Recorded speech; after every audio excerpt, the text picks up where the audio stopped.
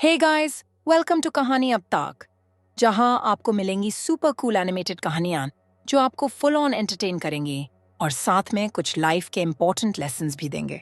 So sit back, relax और enjoy करो next level stories के साथ। सांवली बहू। शिल्पा है तो सांवली लेकिन बहुत ही टैलेंटेड। लेकिन कहते हैं ना, शादी के लिए तो लंबी और गोरी होनी चाहिए। शिल्पा, ये रिश्ता भी हाथ से गया।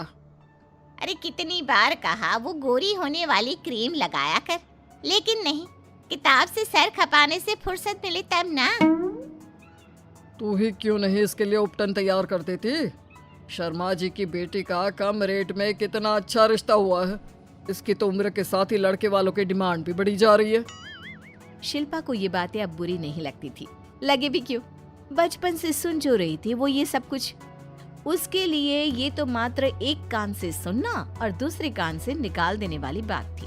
फिर एक रोज, पापा पापा मेरी नौकरी लग गई है। वाह, अच्छा, कहाँ बेटा?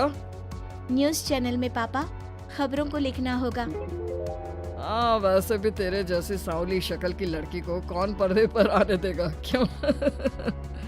चल, 4 पैसे कमाने लायक हुई है तो लड़के वालों को बोल देंगे कि कमाती भी है, फिर शायद कोई कर ले शादी। हाँ सही कह रहे हैं। वैसे बेटा कल शाम को एक लड़का और आने वाला है, उसे भी देख लेना। शिल्पा को इस बार गुस्सा आ जाता है। अच्छे न्यूज़ चैनल में नौकरी लगने की खुशी भी माँ पापा के चेहरे पर नहीं दिखती। अगले रोज ऑफिस से शिल्पा घर आती है तो सामने बैठा होता है हिमांशु। हिमांशु शिल्पा को देखता है तो पहली नजर में तो वो उसे पसंद नहीं आती, लेकिन फिर भी फॉर्मेलिटी तो करनी थी। हाँ, ओके, तो क्या शौक है तुम्हारे और खाने में क्या क्या बना लेती हो? मुझे पढ़ने लिखने का शौक है, खाना बनाना नहीं आता, बिल्कुल भी नहीं आता। पर फिर भी क्योंकि ये रिवाज है कि बहू को खाना बनाना होता है तो थोड़ा बहुत बना लूँगी, लेकिन उतना ही वक्त किचन को दे पाऊंगी जितने में मेरा काम, मेरी नौकरी सफ़र ना हो। बाकी भूख तो तुमको भी लगती होगी, तो खाना बनाने की जिम्मेदारी दोनों की ही होगी, है ना? शिल्पा बोले जा रही थी। अब तक जिन लड़कियों से हिमांशु मिला था, शिल्पा उन सब से अलग थी। वो ऐसी ही तो लड़की चाहता था।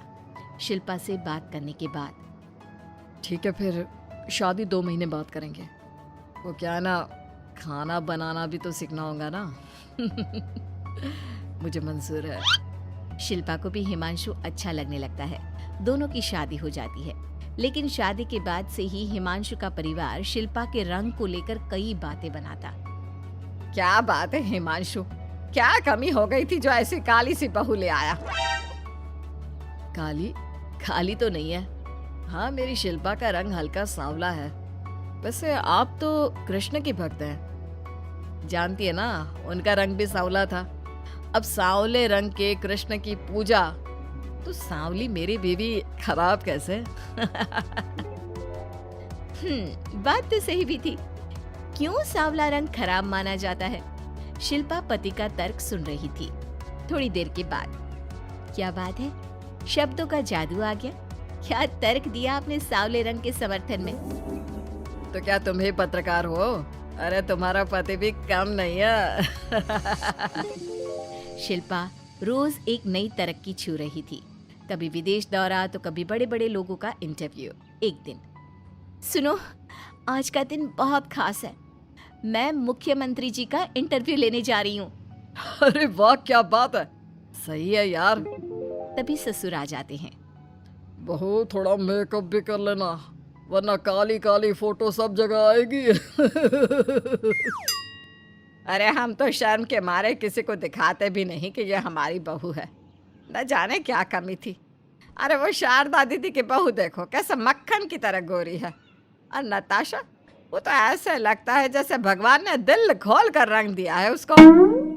अरे माँ, आजकल रंग नहीं बुद्धि का जमाना है। हाँ, तो वो दोनों कहाँ पागल है, अच्छा खासा घर देख रही है। शिल्पा को ससुर की बात पर गुस्सा तो आता है, लेकिन वो मूड खराब नहीं करना चाहती। वो तो बस तैयारी करती है कि जल्दी से अच्छा सा मुख्यमंत्री का इंटरव्यू हो जाए और दुनिया देखे। होता भी यही है।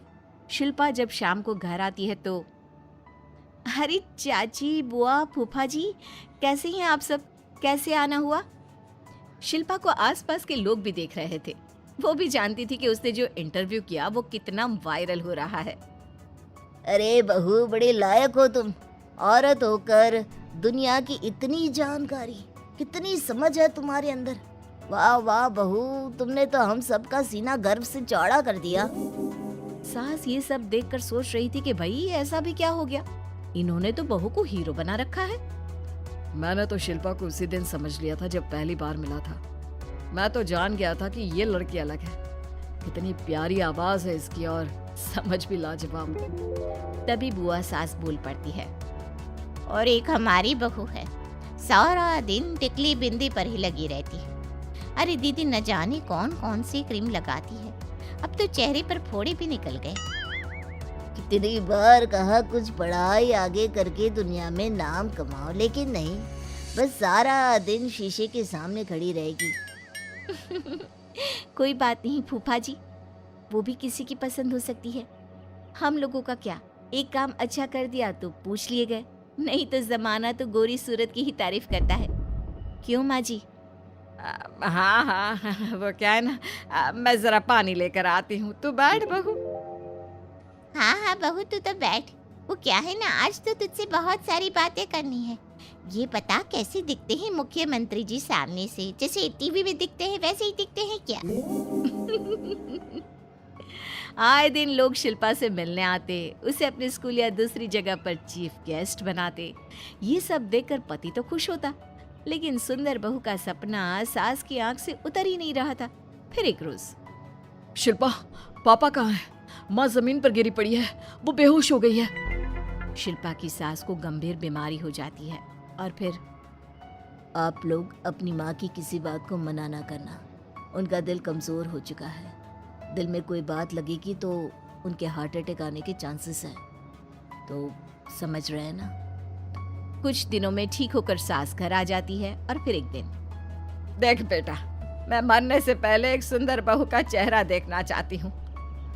अरे मैं नहीं चाहती कि तू इस काली कलूटी के साथ रहे, छोड़ दे इसे।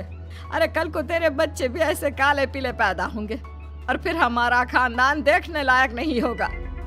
शिल्पा सुन रही थी, वो परेशान हो रही थी। वो सोचती है कि एक बार वो अपने पति से बात करके देखेगी। सुनिए ना, मुझे आपसे बात करनी है। मुझे भी शिल्पा, मैं माँ के बिना नहीं रह पाऊंगा, तुम समझ रही हो ना? शिल्पा को दुख होता है, लेकिन वो क्या करती? वो हिमांशु को तलाक देने का सोच लेती है और फिर शिल्पा, माँ की हालत फिर खराब हो रही है, क्या करूं? माँ को सबसे बड़े अस्पताल में भर्ती करना होगा। लेकिन वहां तो बेड के लिए बड़ी बड़ी सिफारिश करनी पड़ती है। हाय रे, मेरा मरना तय है, मैं मर न जाऊं, मुझे बचा ले बहू। शिल्पा को हैरानी होती है कि वो करे तो क्या करे। पर माँ जी, मैं कैसे? बेटा, मुख्यमंत्री जी से बात कर ले, उनसे बड़ी सिफारिश किसकी हो सकती है? तू बोलेगी तो शायद तेरी सास की जिंदगी बच जाएगी। शिल्पा सिफारिश से सास को बड़े अस्पताल में भर्ती करवा देती है, जहां लंबे समय बाद सास ठीक होती है। लेकिन इस बीच एक दिन भी शिल्पा उन्हें देखने नहीं जाती। सास जब घर आती है तो एक सुंदर सी लड़की उनका स्वागत करती है। ये कौन है और शिल्पा कहाँ है? मुझे तो मेरी बहू ही चाहिए। माँ, कैसी बात कर रही हो? तुमने कहा था ना कि शिल्पा काली है और तुम्हें काली बहू नहीं चाहिए। ये रीना है, तुम्हारी बहू। नहीं नहीं, मुझे माफ कर दो, मुझे तो मेरी शिल्पा बहू ही चाहिए। उसी के कारण आज मेरी जान बची है। मैं नहीं समझ पाई कि सुंदर शक्ल से ज्यादा सुंदर दिल और आचरण होना चाहिए। लेकिन अब क्या, अब तो देर हो चुकी थी। हिमांशु भी जानता था कि आत्मसम्मान वाली शिल्पा अब उसकी जिंदगी में वापस नहीं आएगी। अब तो शिल्पा को वे लोग बड़े बड़े चैनल की स्क्रीन पर देखते और अफसोस करते। शिल्पा चाहती तो कभी तुम्हारे लिए सिफारिश नहीं करती। अब तो आसपास के लोग भी घर नहीं आते। लोगों को लगता है कि शिल्पा ने हम लोगों को छोड़ा क्योंकि हम उसके लायक नहीं थे। सही बोल रही है माँ, हम ही तो उसके लायक नहीं थे। शिल्पा जैसी समझदार पढ़ी लिखी दुनिया की समझ रखने वाली लड़की को मैंने छोड़ा सिर्फ आपके कहने पर। अब ये गोरी लड़की आपकी बहू हो सकती है लेकिन मेरी बीवी कभी नहीं। हिमांशु वहां से चला जाता है।